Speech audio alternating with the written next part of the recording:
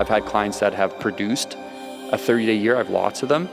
And whenever they do it, they ask that one question, and I say, no, just stick to it until it's consistently happening all the time. You can't even screw up, and you're still earning that much money. But what I love about that exercise is that it starts to just like help us gain perspective and use that law of relativity to show us that, well, everything just is. Everything is always expanding. And it helps us to, in a weird way, even though it feels so distant and huge, for me, it actually gives me faith that, wow, like there's a lot of cool things coming. I just got to focus on today. I like when people are earning the money, they earn their money, they reinvest their money. You know, it's like Dave Ramsey 101. Where am I spending all my time? Is it all low value tasks? Is it all just kind of messing around with things? Or am I actually getting in front of people? Am I making sales? Am I doing the work to grow? Hi, I'm Dave Conway, and I'm here with my wife, Jacqueline. Welcome to the 30-Day Year. On this podcast, we're sharing stories, ideas, and philosophies to show you what it takes to turn your annual income into your monthly income. I've learned that the first step to creating a 30-day year is entertaining new ideas that might at first appear strange or even laughable. But stick with us as we reveal that this idea is a very real way to build success. Our plan is to spark curiosity into what you're capable of achieving by exploring ideas around freedom, contribution, work, life, everything. The content may even disturb your perception of life a bit too, which we hope it does. This podcast is not about us, it's all about you. So sit back, relax, and come in with an open mind. Welcome to the 30-Day Year. Okay, Dave, so we just passed the 6-month mark in 2025, and I think this is a great time of year to do like a goals check-in, a bit of like a reset, and see where you're at. And I also think it'll be great for our audience to think about that themselves. Like it's good for us, but it's for the audience, for you guys listening to think about where you're at. And if you're kind of in bed with this idea of a 30-day year and a 30-day year goal, you know, how's it going, basically? So I actually was at Indigo yesterday, one of my favorite stores, and I bought myself a new notebook with the purpose of just checking in on my goals and checking in on myself and seeing how am I doing, where am I at, where am I heading. And I think that we need this time to just anchor ourselves, get back on track, because sometimes we can drift off. Like it's really easy to get distracted in 2025. There's so many things being thrown at us all the time, information, opportunities, content, everything's coming at us, life, kids, everything. So we have to take control. We have to like get back on track. So I wanted to ask you, for those that are listening, our audience, what would you recommend to them, or what would you say to them if they're not quite clear on their goals yet for 2025, or if they've deviated, how to get back on track? So if people have been clear on their goals for 2025? Yeah, helping them. Yeah, what would you say to someone that's like not quite clear on their goals yet? Well, what the hell have you been doing in 2025? Well, start now. Really sit down, ask yourself, what do I really want to achieve for the last 6 months of this year? Yeah. And paint a picture. You know, I like to use the New Year's Eve party. So imagine you're at a party and Jack and I are there with you, and you come up to us and you say, "You won't believe what I accomplished this year." Yeah. And then what would you want to share? What would you want to say? I did this, I did this, I did this. I think that's a really great way to start to activate some goals in your mind. Yeah, I agree. That's a really great exercise, because it's almost a practice of imagination and visualization too, like starting to put yourself out where you want to be. How would you want to feel? I think for me, it's how do I want to feel? Yeah, like what would make the rest of 2025 just absolutely amazing? Right. You know, how much money would you like to have earned? What kind of trips would you like to have gone on? What systems and operations would you like to build into your business? Yeah. You know, what kind of clients are you serving? Just same process as it would be at setting beginning of year goals. Just sit down and ask yourself, how do I want to finish this year? And I think you always want to finish the year strong. Yeah, I agree.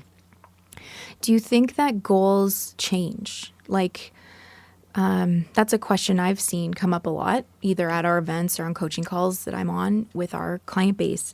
And they're thinking, oh, I did pretty good this one month. Like, hey, Dave, should I change my goal now? You know, I hit 80,000 or something a month, but my goal right now is 110,000. It feels close. Like, should I change it? And what would you say to those people?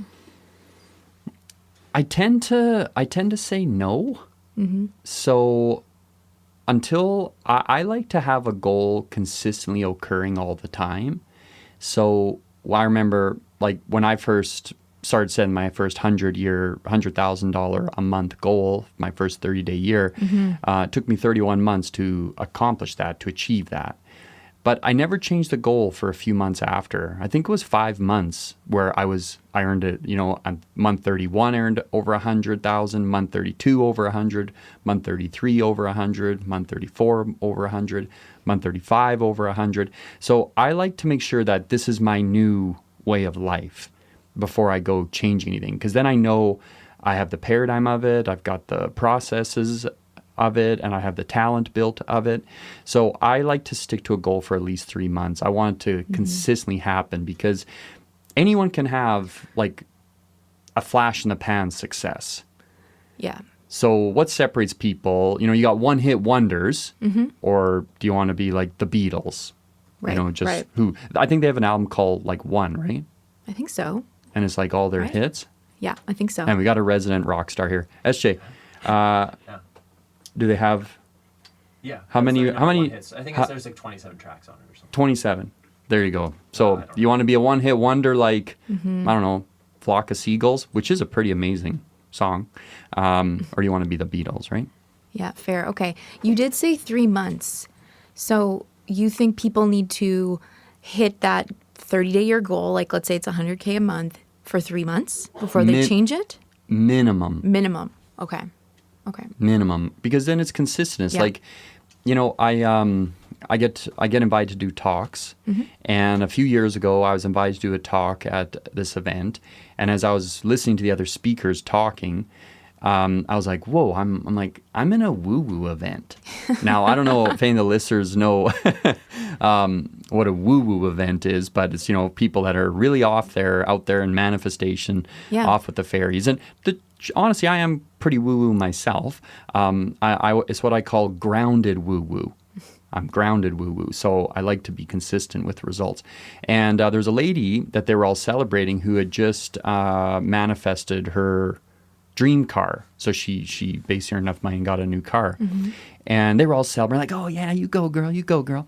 And I went up there and I asked her I said, hey, congratulations on your car. And she said, oh, thank you. And I was like, can you do it again? Can you do it again? If I asked you to, earn enough money again in the next 4 weeks to buy that same car again, can you do it? And it was like as if I took a pin and like popped a balloon, or I sucked all the oxygen out of a room. Like it just went, woo. So they're all like, yeah, it's amazing. And then it was like, woo, told us a lot about her. The answer is no. Right. And I think if we're going to do something, I think anyone can do something once and kind of, hit the jackpot, like win the lotto or something. It's like, but can you do it again? And people that master their craft, people that have processes, systems, and they know what they're doing, they can repeatedly produce the same results. And that's what we all want. We want consistency. So I've had clients that have crossed $100,000 a month. I've had clients that have produced a 30-day year. I have lots of them. And whenever they do it, they ask that one question. And I say, no, just stick to it. Stick to that until it's consistently happening all the time. You can't even screw up and you're still earning that much money.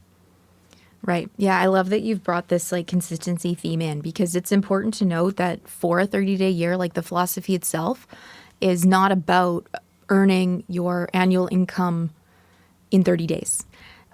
Or, one time in 30 days. That's not what it's about. It's about taking your annual income, making it your monthly income consistently, like you're saying, and not this flash in the pan sort of thing. So yeah, if you haven't quite hit it yet, if you're not consistent yet, you stick with it. You keep affirming, you keep working, you keep applying all the principles.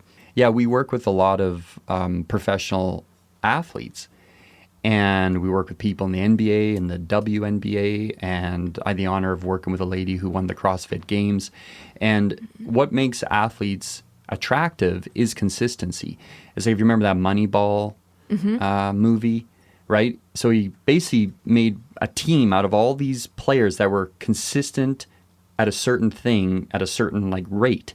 And by putting them all together, he made, super team. So consistency is everything. Yeah, I agree. And what's interesting too is for anyone else that, is resonating with, well, I'm not quite consistent yet. I need to keep working at it. Or maybe you're like spinning a little bit. Have you ever had people that just start spinning and they start feeling like they got to do all the things all the time? And how do you handle that? How do you help them through that?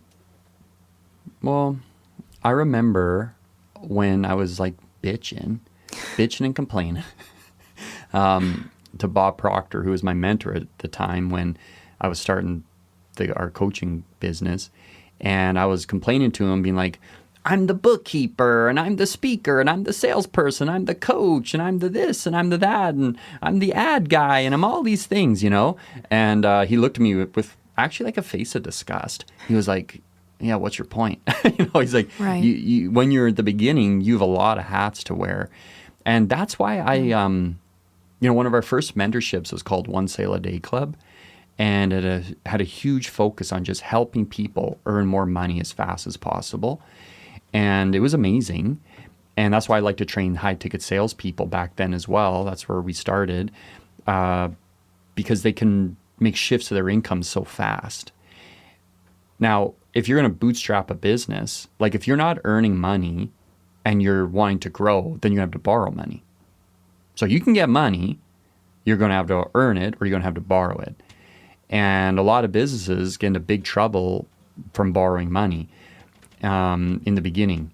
And something happens and then they run out of runway. I was going to ride to the airport in Vegas yesterday, and the driver was telling me about how he was doing really well. He moved from Italy to Brazil, and then from Brazil to Pasadena, California. And he owned some parking lots, and he was doing some kind of a software for automotive dealerships. And he was about to sign a contract with Toyota for his software. And then COVID happened, so they pulled the pin on that. And then because they pulled the pin on that, he borrowed a lot of money. He said he borrowed $500,000. So he borrowed $500,000. When Toyota pulled the pin, then his cash flow stopped because the cash flow was supporting the parking lots. Then he ended up getting sued by the state of California or the city of Pasadena. And he was just rebuilding. And he was saying that he's driving a car now for over 70 hours. And they moved to Vegas too. They had to move to Vegas. But been driving a car now for 70 hours a week. Just to start to rebuild him and his family's life, to just stay alive. And he's having a very hard time finding that extra time to try and rebuild their life again. So he's caught in this trap of always having to survive instead of being able to grow. And it's because he borrowed the money. Mm-hmm. And he just was vulnerable when he borrowed that money. So I like to bootstrap businesses. I like when people are earning the money, they earn their money, they reinvest their money. It's like Dave Ramsey 101. Yeah. So when I first heard Dave Ramsey, I was like, oh, I do a lot of that. Yeah. So it sounds bootstrap. Like bootstrap. So it sounds like if you're perhaps feeling like you're the guy that spins all the plates, the DeVito guy or something like that. Yeah. I can't remember the name of that guy, but he spins all the plates in like the circuses and stuff like I that. used to talk about him. Yeah. DeVito or something. DeVito, I think. So if you're feeling that way, I think what you're saying is that you got to hone in and focus in on the most essential things. And having cash is necessary to grow. And focusing on sales will help you grow. Like getting more money in your bank account so you can hire people to do all the other things like the administration or the marketing or the social media or the millions of things that any business owner has to do. Like it's just endless. The to-do list keeps going and going. So I think that that's the thing. Sit down and write out what would help me grow right now. Like where am I wasting my time? Like a time audit could be useful here too for someone. That's, in that reset phase. Like where am I spending all my time? Is it all low value tasks? Is it all just kind of messing around with things, or am I actually getting in front of people? Am I making sales? Am I doing the work to grow? Yeah, like I'm biased towards sales because Yeah. I think sales is everything. So in the beginning, I was a carpenter working 60 hours a week as a carpenter. And then I would find space to go do sales presentations with people. So then that was like my part-time job. I was what I call an evening and weekend warrior. And then I would build a business on triple overtime. So you make that transition. So I think in the beginning, for the first 3 years of anyone's business, they should be selling full-time and then building their business part-time. And there's a lot of like, if you take like a Russell Brunson and ClickFunnels, a lot of these marketers out there right now, or have been around for a while, not just right now. I think a lot of the stuff, I don't agree with some of the things they're doing, because they're telling people that, you master this and then you'll be okay. But it's like, yeah, but can you make sales though? Like, can you really make sales? And I hate to say it, but if you can't make sales, the time's going to come when you run out of money. Yeah, and for sure. Look what happened when COVID hit. All these businesses shut down. Why? Because they can't make sales. So when selling stops, the wheels of economy, they grind to a halt. Like, no business can stay in business without making sales. Yeah, absolutely. It's very important. There was another lady, this is a few years ago. I coached her maybe 5 years ago. Her name was Edna. And Edna earned around $140,000 a year, so not too bad. But she's a pretty ambitious woman, so she wanted to earn more. She wanted to experience a 30-day year.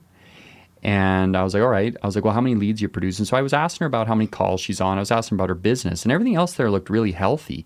But her conversion rate was just SHIT, like her sales presentation. So all we did for a whole year was just work on her ability to close those leads that she was already generating. Her income went from $140,000 a year to over $140,000 a month. Wow. Unbelievable. Just from tightening up her sales presentation. Right. That's huge. Yeah, big. Massive quantum leap. I want to pivot. To vision, because I think there's a really, really strong and powerful connection between vision and goal setting, especially as we kind of reset for the next 6 months of the year and thinking about what we want to tell everybody on New Year's Eve, where we want to be on that day, 2025. So vision is really interesting. I want to be in Vegas. You want to be in Vegas. Okay, noted. All right. See, we'll have to book that in.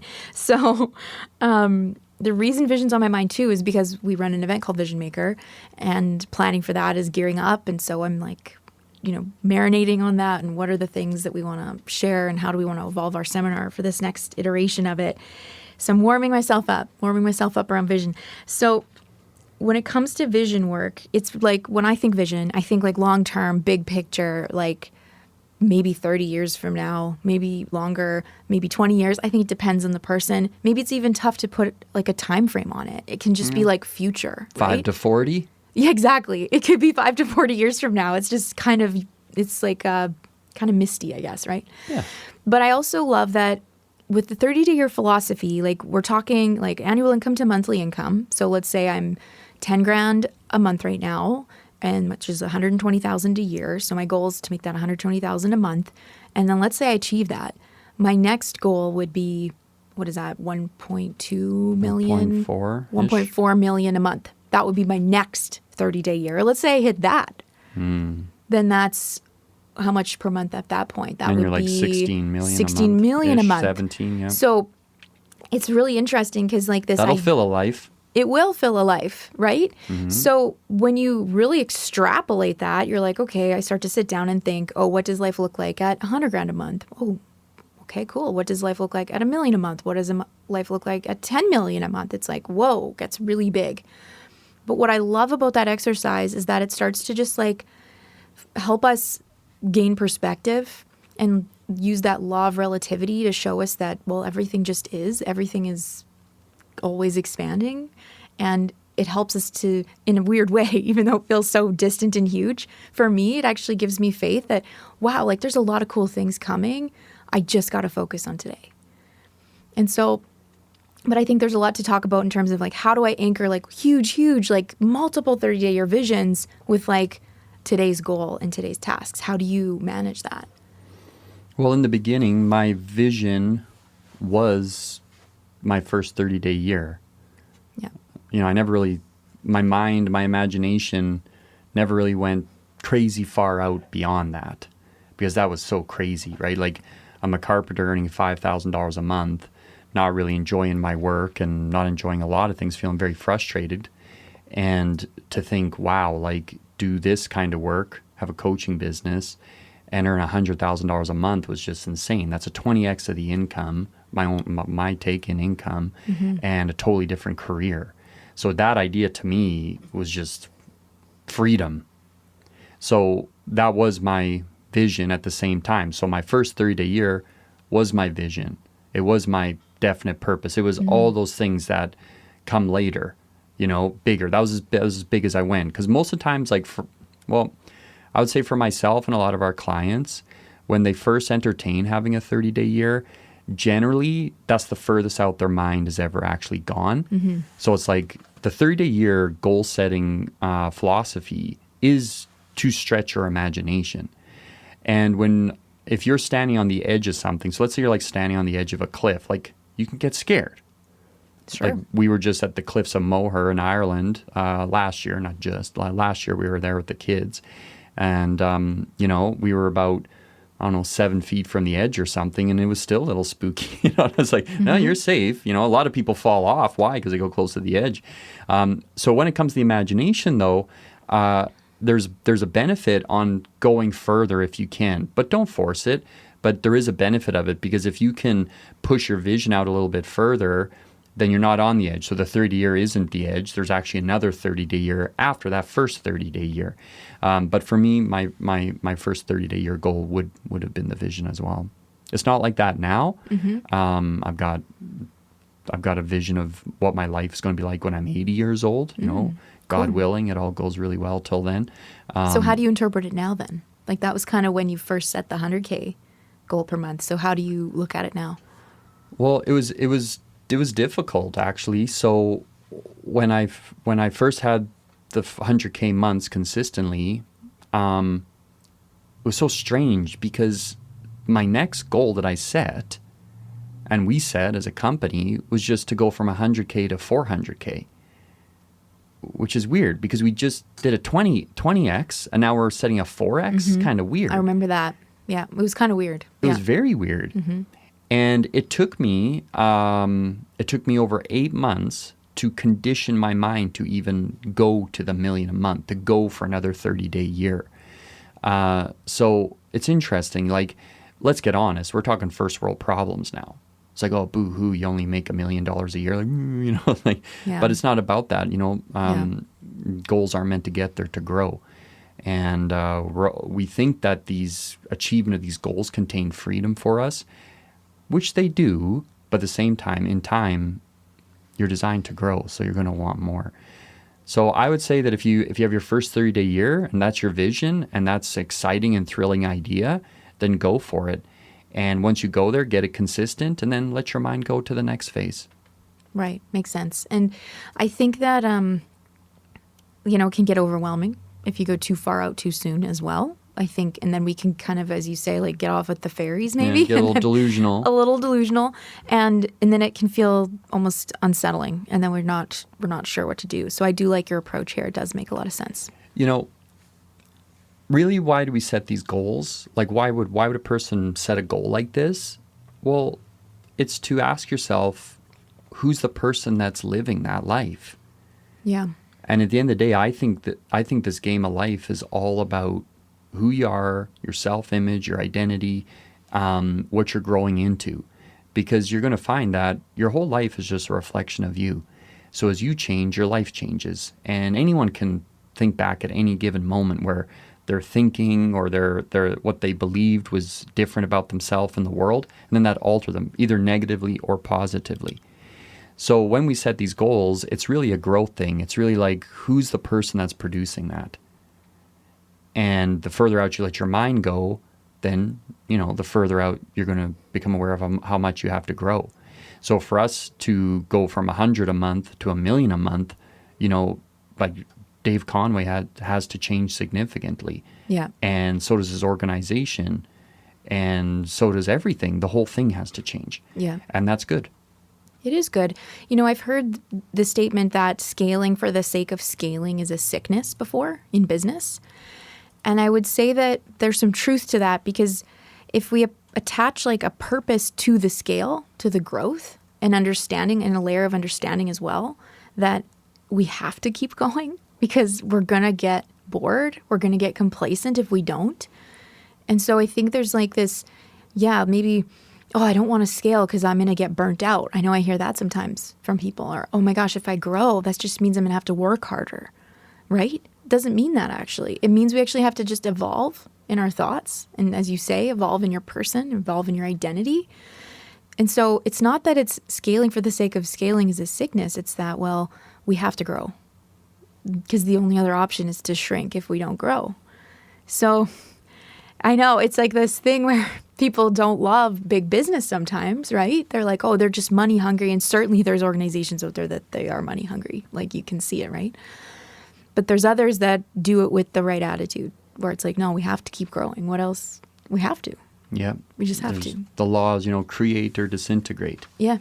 So, hey, sorry, folks, I don't make the rules. I just do my best to adhere by them. That's right. It's like you're not going to go out to an oak tree and be like, oh, that greedy little oak tree producing all those acorns. Right? Yeah, for sure. Why is it producing 10,000 acorns? Why not just 100 greedy little oak tree? Right. You don't. That's life. That's right. You don't question that, do you? No. Yeah, no. What a greedy universe. Last time I heard there was 1 trillion galaxies. Enough. So gross. Enough is enough. Ridiculous. No, you're right. I totally get it. I totally get it. That's the problem with people. We think we're outside of these laws and we're not. Totally. That's right. We have to realize that we're all in it together. We're in it with the oak tree. We have to keep growing. We have to. So there's a quote that I love. I'm going to read it quickly. It says, "We always overestimate the change that will occur in the next 2 years and underestimate the change that will occur in the next 10. That's a Bill Gates quote. And I like that quote because he's basically saying like we're busy in the short term and basically putting too much on our plate and then kind of maybe failing and falling on our face and then feeling bad about it because we've just honestly placed unfair expectations on ourselves. But then we don't put enough expectation on the long term, which I think is a really interesting point. And I know I've definitely gone through seasons of life where I'm spinning like a top and I'm doing a million things and then maybe feeling bad about the fact that I didn't get all that done. But then when I look back, like only 10 years ago, like I was in a totally different position, living a totally different life, with one daughter. Now I have 2. I live in a different home. I have a different career, multiplied my income, multiplied my results. And I'm like, how did all this happen? Like 10 years is actually not that long, but look how much got done. So it's just really an interesting way to anchor ourselves that if you just slowed down for the next 12 months and made the decision, I'm going to just maybe take Dave's advice, I'm going to master selling to grow my business. Like what would happen if you did that? Maybe I'm going to go down Jack's path and Edna's income went over $1 million a year. Exactly. Maybe I'm going to follow Jack's path. She really invested in becoming a better leader and learning and understanding marketing and systems and operations. And maybe that's my path. But the key is that we're focused up in a certain area of the business. We can't grow every single zone like concurrently. Like you will burn out, right? Just one at a time. One it's at best a time. If you can do one at a time. One at a time. So in the short term, think a little bit simpler, but the long term, like we really don't have to hold ourselves back. We can really open it up. But just remember right now we got to focus. Like in our mentorships, they're strange. Well, they're not strange to me, but they are different. I feel like I'm so used to them now. Like I wouldn't even know. You're taking them for granted. Well, I wouldn't know if they were strange or not. I'm just used to it now. It's not common. So right. One of the things that like our client base's results are quite amazing. We have a 75% client retention rate, which is amazing. And the reason for that is because people are getting results. And the reason that they're getting the results, one of the like secret sauces is that in our mentorship, we focus on one specific thing for minimum 1 month at a time. So if we're going to discuss attitude, for example, we will stay on that idea for at least 1 month. We don't get off that idea. We don't change the idea. We're not like, how in YouTube right now, you can just consume. You'd be better off consuming the same video that you like or the same podcast that you like. So if there's one of these podcasts that you enjoy, I would recommend that you listen to it every day for the next 30 days. There is so much information on these videos, on this podcast, that you're missing a lot of it. Because when it comes to human beings, we are listening and then boom, we go off on a thought trip. And then we return back. So we're like listening and then some idea hits us in the mind and off we go. You're like, oh my God, like this is the problem with my relationship with my wife or whatever. And then off you go and you're thinking there. And when you're thinking, you're visualizing habitually, automatically. That's how it goes. So you're off, you go on the thought trip and then you come back. So how much did you miss? A lot. Right. So if you read a document that you really enjoy, read it over and over and over and over again, because you're missing a lot. Because your mind goes, when you're reading sometimes, next thing you know, you've read 2 paragraphs and you remember that you read anything because you went on a thought trip. For sure. Right? Yep. So repetition of thought is how you start to make changes. And this is one of the fundamentals at Conway Mentorship that leads to amazing success. So it's almost, imagine you put an idea up on the wall. So let's say it's goals, for example. You write the word goals on a piece of paper, stick it up on the wall, and then you take 100-foot drill bit, put it into the drill, and you start drilling into that one idea. That is how you start to make shifts. Focusing on one specific thing at a time is how you make quantum leaps all the time. That's how you change habits too. That's right. I love it. It makes so much sense. It's the focus. Focus is essential. It was actually my theme word for this year, was to get better at focus. It should be the theme word every year for the rest of your life. I know. I was thinking that too. So, okay, we'll wrap it up. So to give people, a bit of action, something to do with all these ideas, what do you recommend? What should they do? Well, I think in the show notes, we're going to put a goal exercise. Yes, we will. We'll put a goal setting worksheet in there. Yeah. So I would say just download that and go through that step by step, and it's going to help you. We're going to take you through a process that we take all of our clients through on how to set, better goals that you actually can achieve and that you actually want, and how to start to set a 30-day year goal. So I would say just download that in the show notes, and that'll do the business. Sounds good.